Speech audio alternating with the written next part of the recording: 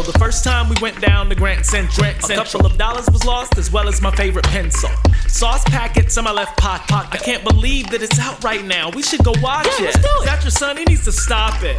And why is he wearing so many watches? Hey, what's going on? It's your boy Biggs.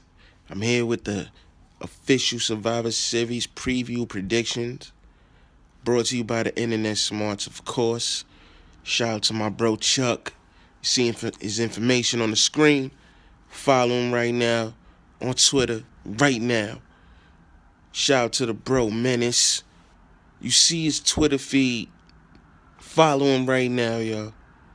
And it's your boy Biggs. Like I said in the intro, follow me on Twitter right now too, man. But follow InternetSmarks. You dig? I'm here to give you the predictions. What I was gonna do was put my bros' predictions on the blog, but I had to decipher through our conversation. So I'm gonna put it up on our Twitter feed along with my predictions. But this is the breakdown this Sunday, only on the WWE Network, also on cable, satellite providers, or however else you're going to be watching it, whether streamed or whatever. It's going to be from Toronto, Canada. Shout out to the Six in the Air Canada Center this Sunday. The night before, check out NXT Toronto, only on the WWE Network, not going to be on cable. Nothing like that, at 8 p.m. Eastern. But the Survivor Series starts 7 p.m. But if you're interested in the pre-show, don't think there'll be any matches because nothing has been announced as of this recording. So you'll get 2 hours of talking with the Survivor Series panel, 5 p.m. Eastern time, and then 2 hours later, 7 p.m., live from Toronto, Survivor Series. So I'm going to break down this card, y'all. Let's start from what I think would be the first match to the main event.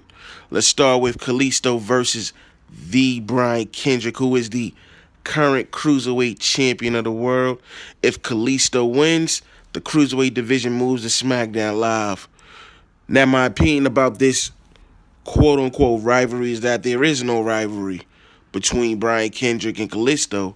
It's just a matter of picking a Cruiserweight that happened to be on SmackDown to take on the current Cruiserweight champion.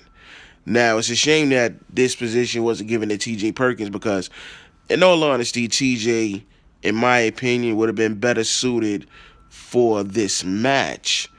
But Brian Kendrick didn't win the Cruiserweight tournament. TJ won. And Brian Kendrick was losing in matches against TJ Perkins, but he beat TJ Perkins at Hell in a Cell, and now we move on, and he's going to take on Kalisto, and there's a good chance he's going to drop the belt.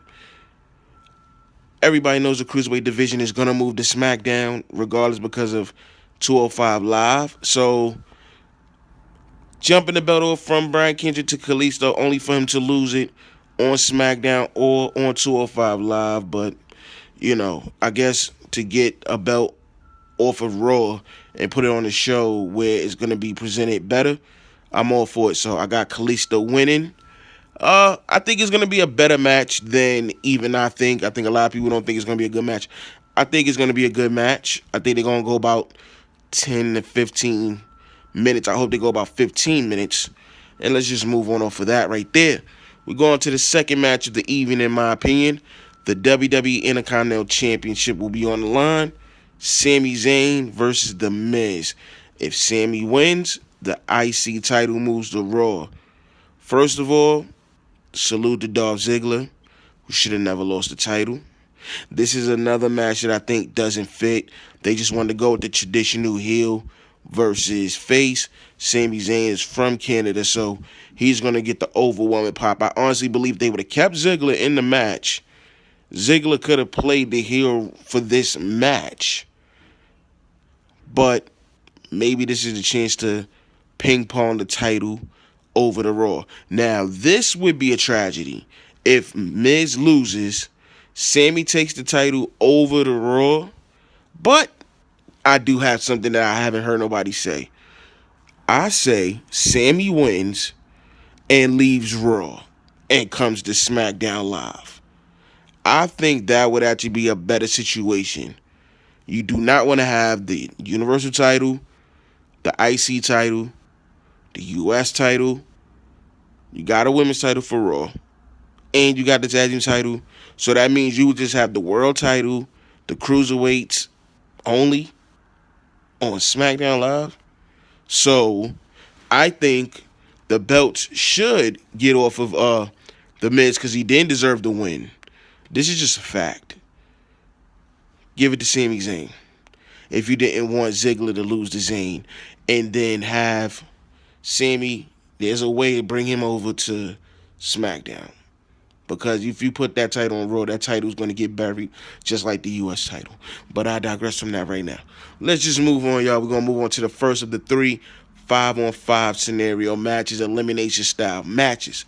We got Team Raw, which consists of the champion, Raw champion Charlotte. You got Bayley, Nia Jax, for Alicia Fox, and Sasha Banks versus Team SmackDown Live, which consists of Captain Nikki Bella, which is a damn shame. You got who the captain should have been, Becky Lynch.